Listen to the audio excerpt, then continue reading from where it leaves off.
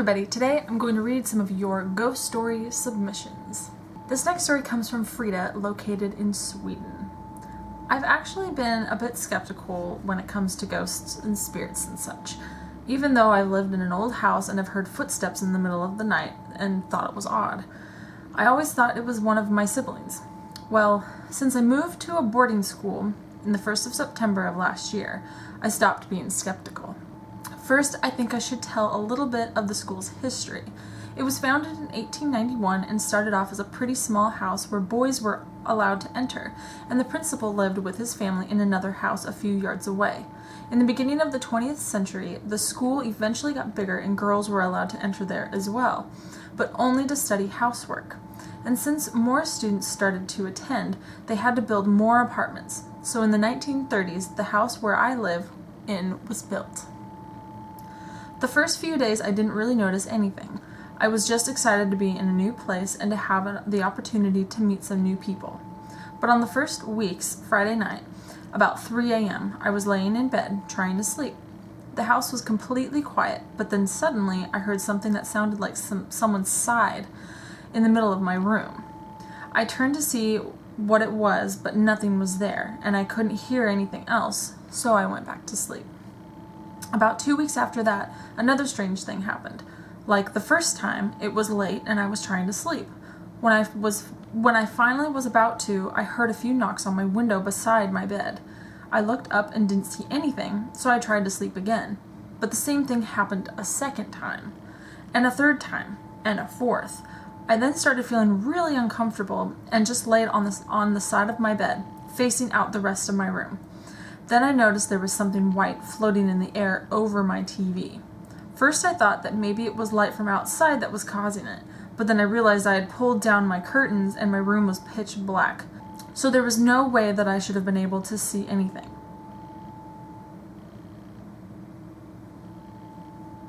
I'm freaking myself out. I freaked out, bursted out of my bed, and yelled, "What the F word?"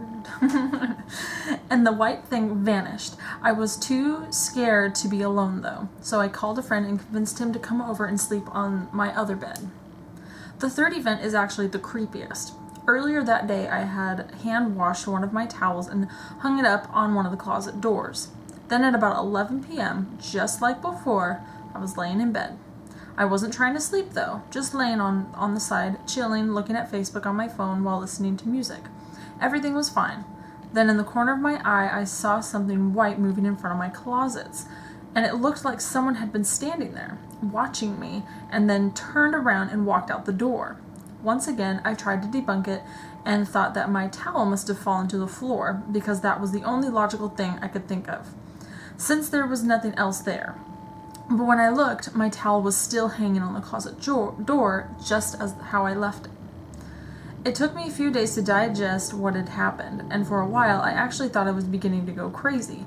But then I finally told one of my friends, who lives in the same part of the house as me, and when I finished, I noticed that he was about to tear up. I asked him what was wrong, and he told me that a week before he was laying in bed in his room, and in the corner of his eye, he saw a large human figure staring at him, and then it turned around and walked out the door.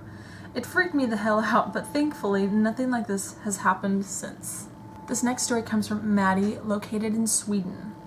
I grew up in a house that is over 100 years old. I've seen a lot of paranormal things, but this one is my very first memory from childhood.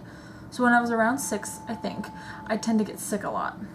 And one particular night when I woke up from a fever nightmare, I heard footsteps coming towards my bed and I felt a small pressure beside me, like if someone sat on the side of the bed. My older sister used to scare me around the house, so I thought this was her, and I could finally get my revenge by scaring her first. I tossed the blanket away from my face to scream, "Boo!" but saw a woman's face staring at me. Her skin was black.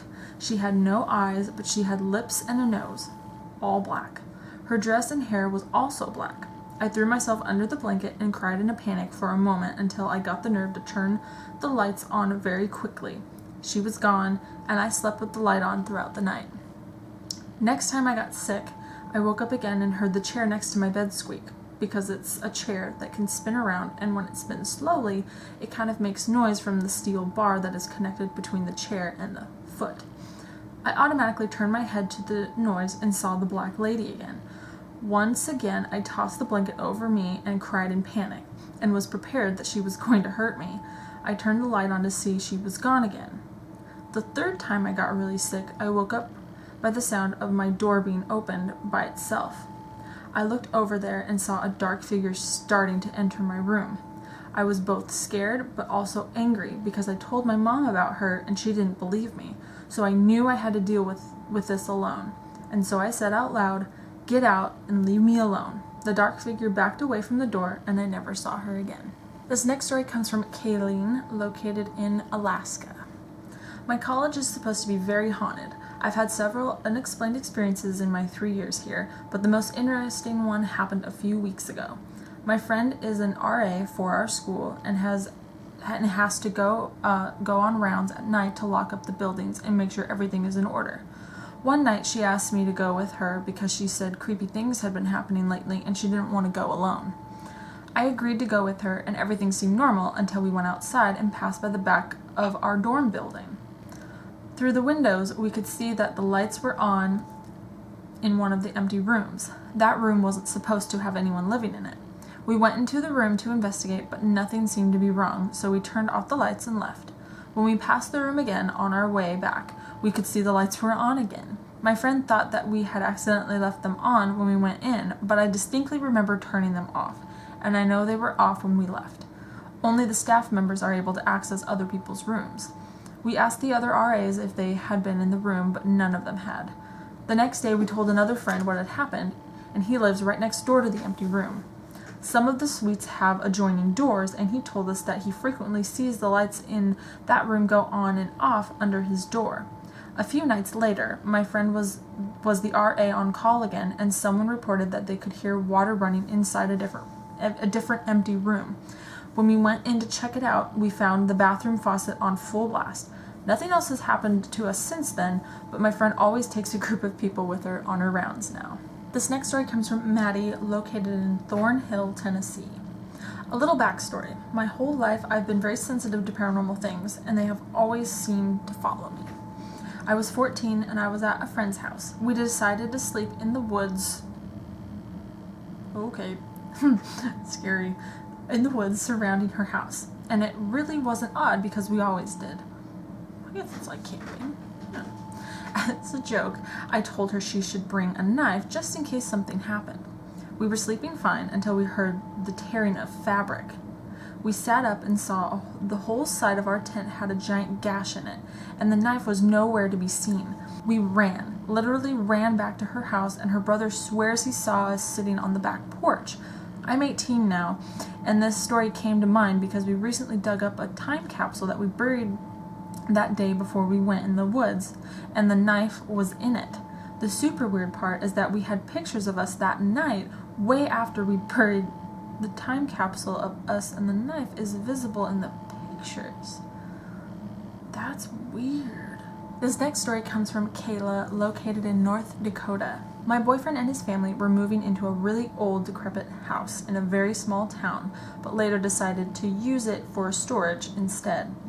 The house was so old that the town legally couldn't update anything electrical in the house. The walls were falling apart, moss growing on the roof, and even mushrooms on the floor on the inside of the house. And the ceiling and the floors were collapsing. He took me to the house to help move some stuff into it. I thought nothing of it. I had my phone out for the flashlight since there obviously wasn't any electricity.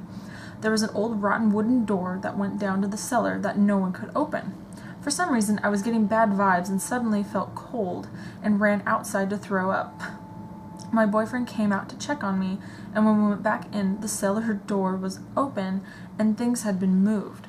We left as fast as we could, and as soon as we left the neighborhood, I felt at ease. Later that night, we went through my pictures for fun. The very last picture was taken inside of the old house. I never took it, and I have a setting on my phone where you can take pictures if it's locked, which it was. It was a foggy shadow figure of a man with no face standing in the doorway. I felt sick again after that. After the encounter in the house, I had horrible night terrors for about 8 months, where the shadow figure was laying next to me in my bed, clinging to the ceiling above me, and one night it even strangled me, and I would wake up running up my stairs with marks around my neck. This next story comes from Zoe, located in Washington State. I've lived in my current house for 2 years. I've always been able to sense, see, and hear strange things. One particular night, I fell asleep on the couch upstairs. It was around 3 to 4 in the morning when I was suddenly awoken by the sound of laughter. It felt as if a person had their mouth to my ear and was giggling like they did something wrong.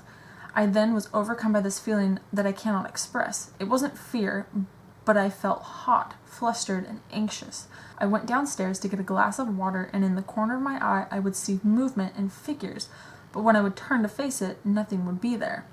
This was about 2 months ago. I still sometimes see shadow figures move, but to this day I have never figured out where that laughter came from. This next story comes from Tina and her sister, who would like to remain anonymous, and the location is in London, England. My sister and I used to live in this old Victorian-style home. There were windows in almost every room, and from the east end of the house there is a clear view of the graveyard down the street. One day my sister and I were at the graveyard with a ghost box. My sister was doing homework while I tried to get a reading on the box. Right about the time I heard "watch out" from the box, and my sister screamed. We ran home and sat in the east room, my sister's room, of the house, talking about what happened. My sister said she was doing her homework and heard a deep growl and felt a hand push on her back. I stayed in her room till she fell asleep that night. I looked up from my book to see a figure of a man standing in the graveyard looking into our window at my sister and I. I heard a soft whisper saying, "He sees, he watches." And my sister sat up in bed and turned to me in her sleep and said, "I told you he was here." And she laid back down. Every night till we moved, we would see the man in the graveyard standing there, watching us. So that's it for today. Stay tuned for the next episode. If you would like to submit your paranormal ghost story, please read the descriptions down below and follow the directions, please. Thumbs this up if you liked it. Comment down below and let me know what you think of these stories. I love you guys, and I'll talk to you later. Bye!